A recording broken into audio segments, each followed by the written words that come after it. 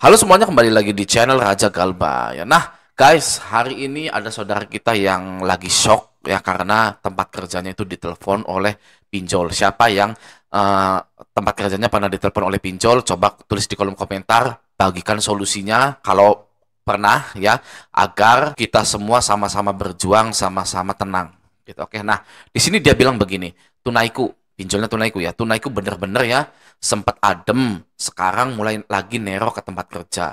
Adakah masukan untuk menghadapinya para suhu? Karena saat ini benar-benar belum bisa bayar. Ya kan? Jadi kantornya sudah ditelepon tapi tetap nggak bisa bayar. Yaitu orang yang benar-benar nggak bisa bayar, guys. Ya, itu. Karena saya pernah mengalami hal tersebut. Pasti Anda juga pernah mengalami hal tersebut. Jatuh tempo, ya kan, sudah galbay, gitu kan ya. Nggak ada uang sama sekali, gitu kan ya, ditelepon ya, ditelepon, ditagih dan lain-lain gitu ya. Nah, itu adalah salah satu resiko ketika kita itu pinjam di pinjol gitu ya. Nah, di sini saya ingin membuat video ini lebih menarik lagi karena saya rasa kalian bosen, guys ya. Bosen melihat itu lagi, itu lagi gitu. Nah, sekarang begini. Nah, saya tanya di Google begitu ya. Dalam Islam bolehkah menunda utang jika kita itu beneran tidak mampu? Gitu ya. Tuh. Dalam Islam bolehkah menunda utang jika belum mampu? Mbak ini kan belum mampu nih, ya sudah ditelepon kantornya, bukannya gak ada BPKB, bukannya gak ada lubang tutup lubang, tapi malah beneran gak punya uang. Berarti kan nggak mampu gitu ya. Di sini ya ringkasannya itu dalam Islam boleh menunda utang jika belum mampu membayar, ya boleh menunda utang jika belum mampu membayar, tetapi wajib untuk memberitahu pihak pemberi pinjaman dan berniat untuk melunasinya segera setelah kondisi membaik. Menunda pembayaran utang ketika sudah mampu adalah perbuatan zolim dan dilarang kecuali ada uzur syar'i seperti hartanya hilang atau tertinggal. Gitu ya. Nah, ini nggak bisa diganggu gugat nih, guys, seperti ini. Ya, ini dalam Islam. Gitu. Jadi kita harus ngasih tahu ke pihak pinjolnya, ya kan, begini dan apa namanya, melunasinya segera setelah kondisi membaik. Setelah kita ini kerja, ngumpulin duit, kita hubungi pihak pinjolnya. Ini sangat menarik sekali seperti ini, guys ya. Karena kalau orang yang nih seperti ini, ya kan, udah galbay aja, terus-terusan galbay gitu. Malah dia ini tambah ketakutan, guys. Ya, tambah ketakutan kalau seperti itu. Tapi kalau kita pakai hukum ini ya, itu tenang. Kenapa? Karena di sini, guys, tenangnya itu ya. Segera setelah kondisi membaik. Oh, gitu loh. Ternyata saya itu masih bisa memperbaiki. Ya, di situ, guys, letaknya itu. Ternyata saya itu masih bisa memperbaiki semuanya di depan, ke depan, masa depannya. Gitu ya. Ternyata ini tuh bukan akhir. Ya kan? Karena, guys, ya, di pinjol itu banyak korbannya. Ya, seolah-olah aduh, gimana ini? Ya kan? Nggak tahu gini gitu. Ya kan? Ternyata dalam Islam itu boleh menunda utang jika belum mampu membayar, tapi wajib memberitahu pihak pemberi pinjaman dan berniat untuk melunasinya segera setelah kondisi membaik. Oh, alhamdulillah. Ya kan, berarti saya kerja dulu deh. Gitu, ya. Ini menarik nih seperti ini, ya kan? Nah, ini kalau hukum Islamnya. Nih, guys, ya. Kalau hukum OJK-nya gimana, Bang? Ya kan? Ini nih tunaiku nih nelpon kantor. Itu kan nggak boleh sebenarnya, guys, telepon kantor itu, guys. Ya, nelpon kantor tidak diperbolehkan, hanya boleh ke yang bersangkutan saja. Nah, kita nggak tahu nih, ya kan, Mbak ini atau Mas ini itu nomor HP-nya mati atau enggak, gitu loh. Kalau mati, pinjol pasti beringas, pasti, guys, itu kenyataannya ya. Pinjol pasti beringas, nelponin kondar, nelponin kantor dan lain-lain, gitu ya. Tapi ya good newsnya kalau menurut saya di sini good news ya, itu Mbak ini tidak dipecat dari kantornya. Itu karena di sini tidak ada tulisan saya sampai di SP, saya sampai dipecat dan lain-lain. Gitu ya. Dan dia pun minta adakah masukan untuk menghadapinya para suhu gitu ya. Kalau untuk menghadapi pinjol yang menelpon kantor, itu cara menghadapinya adalah dengan menerima segala resikonya. Mau pinjol ini nelpon kantor, kondar dan lain-lain kita terima.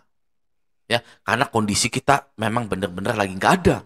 Gitu ya, sudah kita terima saja. Kalau kita selalu menghalau, takut itu, ya kita akan bingung sendiri, guys.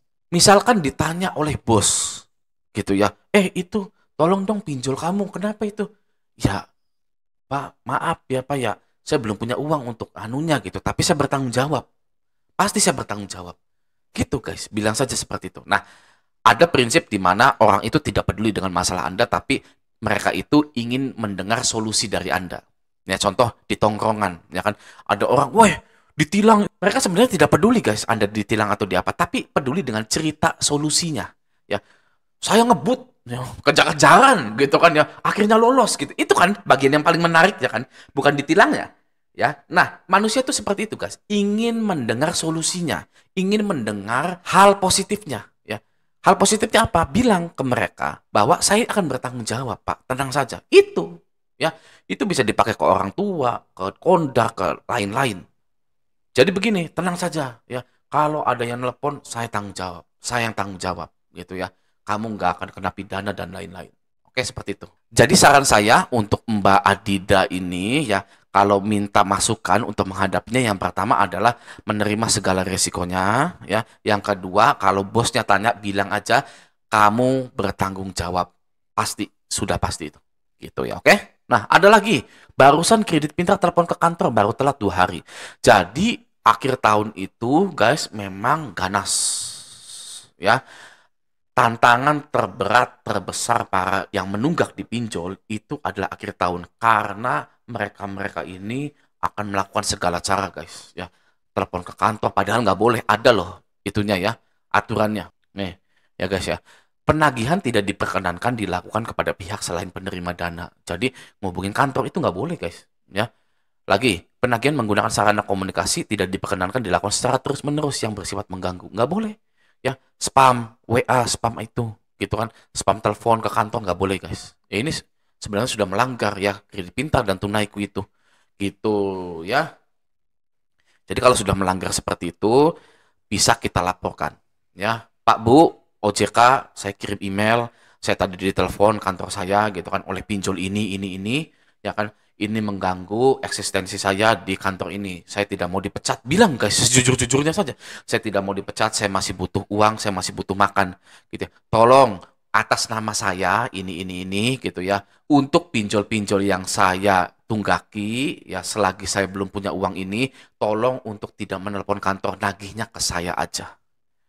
Gitu ya, seperti itu guys, boleh seperti itu ya. Nanti OJK-nya kita berharap OJK sekarang ini lagi perbaikan karena menterinya ganti gitu ya, menteri keuangannya gitu kan. Oke, nah jadi guys ya kita bisa belajar dari satu atau dua saja postingan gitu ya bahwa kita ini jangan pernah takut ya, hadapi dari hukum manapun ya, itu memberikan solusi ya guys ya, alhamdulillahnya ya guys ya, dari hukum manapun, misalkan dari hukum Islam ya, memberikan solusi ya kan, alhamdulillah ya. Dari hukum OJK memberikan solusi juga sebenarnya ya, penagihan nggak boleh selain penerima dana, penagihan nggak boleh spam dan lain-lain gitu ya. Itu guys ya, jadi apa yang harus kita lakukan? Hadapi saja, hadapi gitu. Oke, nah semoga video ini bermanfaat. Sampai jumpa di video selanjutnya.